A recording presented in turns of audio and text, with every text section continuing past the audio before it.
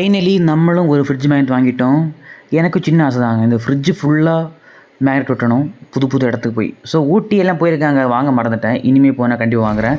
So hair கட்டிங்கை போட்டுட்டு நம்ம மைசூருக்கு கிளம்பி போய்கிட்டு இருக்கோம். ஸோ சென்னையிலேருந்து ஒன் டே ட்ரிப் தான் பிளான் பண்ணுறேன்.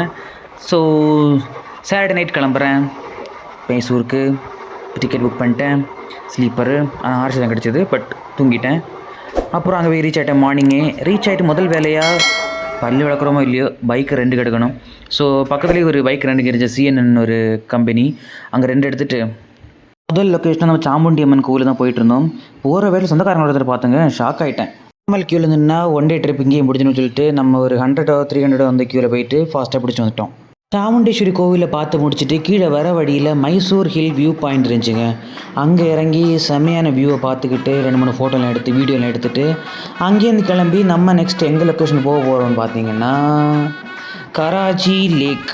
இது ஒரு லேக் மட்டும் இல்லை, ஒரு பார்க்கும் கூட. நீங்கள் ஃபேமிலியாக குழந்தைங்களை கூப்பிட்டு வந்து என்ஜாய் பண்ணுற மாதிரி நல்ல பார்க் டைம் ஸ்பெண்ட் பண்ணலாங்க. வயசான காலத்தில் என்ன ஏன் கஷ்டப்படுத்துது. அப்புறம் இந்த மெயினாக நம்ம இங்கே வந்ததே போட்டிங்காக தான். போட்டிங் போயிட்டு நமக்கு போட்டிங் 15 மினிட்ஸ் டைம் கொடுத்தாங்க. ஒருத்து வருமா கால் வலிக்க மிதித்து முட்டு வலி எடுத்து மறக்க மாட்டேன்டா. இது என் ஃபஸ்ட்டு போட்டிங் எக்ஸ்பீரியன்ஸுங்க. வேறு லெவலில் இருந்துச்சு. அதை முடித்து நம்ம ஃபிலோமினா சர்ச்சு தான் போனோம். அன்றைக்கி வேறு ஈஸ்டர் சண்டே, செம்ம கூட்டமாக இருந்துச்சு. அது மட்டும் இல்லாமல் அந்த சர்ச்சில் ரொம்ப பிடிச்சது என்ன விஷயம்னா, அங்கே ஹிந்து முஸ்லீம் கிறிஸ்டின் அப்படி எதுவும் பார்க்காம எல்லோரும் வந்திருந்தாங்க. எல்லோரும் வந்து ப்ரே பண்ணிட்டு போயிருந்தாங்க. அங்கே ப்ரேயர் எதுவும் நடக்கலை போல், பட் வெறும் சர்ச் இருக்குது. அப்புறம் அதை பார்த்துக்கு 2-3 பேர் இருக்காங்க.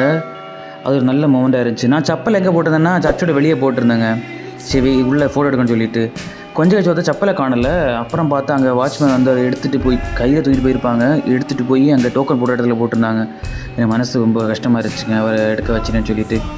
அப்புறம் வளைச்சி ஃபோட்டோ எடுத்துகிட்டு கேமராக்கெல்லாம் போஸ்ட் கொடுத்துட்டு வேறு லெவலில் இருந்துச்சுங்க. உள்ளே யாரோட சமாதி ஒன்று இருந்துச்சுங்க. நீங்கள் போகிறீங்கன்னா உள்ளேயும் இறங்கி போய் பார்த்துட்டு வாங்க மறக்காமல். பெஸ்ட்டு பிளேஸுங்க. அதை முடித்து நம்ம லஞ்சுக்கு போயிட்டோம்.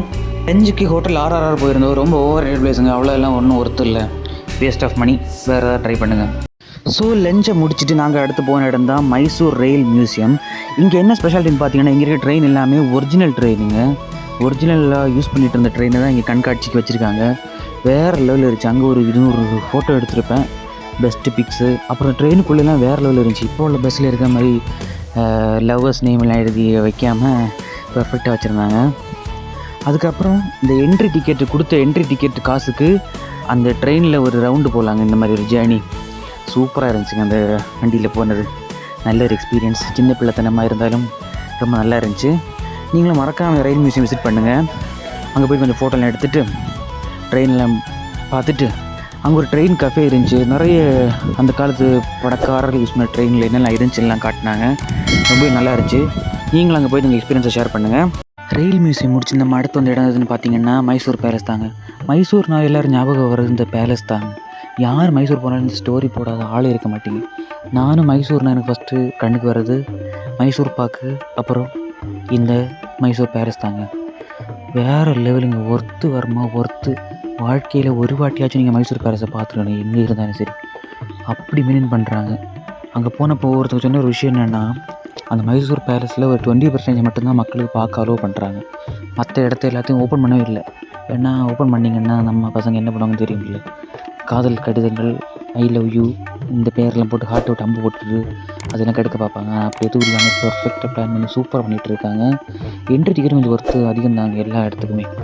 But life time opportunity. நீங்கள் மைசூருக்கு போனீங்கன்னா மைசூர் பேலஸை மிஸ்ஸே பண்ணிடாதீங்க.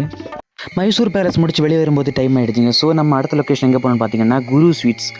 மைசூர் பாக் வாங்காமல் எப்படிங்க போக முடியும். ஸோ மைசூர் பாக் ஸ்பெஷலான இடம் தான் இந்த குரு ஸ்வீட்ஸ். இது ராஜாக்கள் காலத்துலேருந்தே இந்த கடை வந்து மக்களுக்காக பயன்படும்னு சொல்லிட்டு வச்சுருக்காங்க. இதோட ஃபஸ்ட்டு செஃப் யாருன்னு பார்த்தீங்கன்னா ராஜாவுக்கு சமைச்சு கொடுத்தவர் தான். ஸோ இது 80 வருஷமாக ரன் ஆகிட்டுருக்கு. 80 வருஷம் மேலே ரன் ஆகிட்டுருக்கு. இதில் ஸ்பெஷல் ஐட்டம் என்ன, நிறைய மைசூர் பாக் அப்புறம் கீ பாக்கு தாங்க. வேறு லெவல் ஒர்த்து. வாழ்க்கையில் ஒரு வாட்டியாச்சும் இந்த ஸ்வீட்டை சாப்பிட்டு பாருங்கள். வேறு லெவலில் இருந்துச்சு. ஸோ அதை முடிச்சு ஒரு பிடிச்சி அது வரைக்கும் எங்கள் அண்ணன் ஹெல்மெட் போட்டிருந்தேன். அப்போ பார்த்து கலத்தினானா போலீஸ் பிடிச்சிட்டாங்க. ஃபைன் அடைச்சிட்டு அப்புறம் வண்டியை கொண்டு வாங்கிட்டு ட்ராப் பண்ணிவிட்டு திரும்பி ரேஷன் வந்துட்டு ஃபோனை சார்ஜ் போட்டுட்டு கிளம்ப ரெடி ஆகிட்டேன். அப்போ தான் ஒரு சிக்கம் ஆகிடுச்சு. சின்ன சண்டை. எங்கள் காலேஜ் பசங்களுக்கும் அங்கே வேலை பார்க்குறவங்களுக்கும் அதெல்லாம் சால்வ் பண்ணிவிட்டு ஒரேடியாக வீட்டுக்கு வந்து சேர்ந்தேங்க.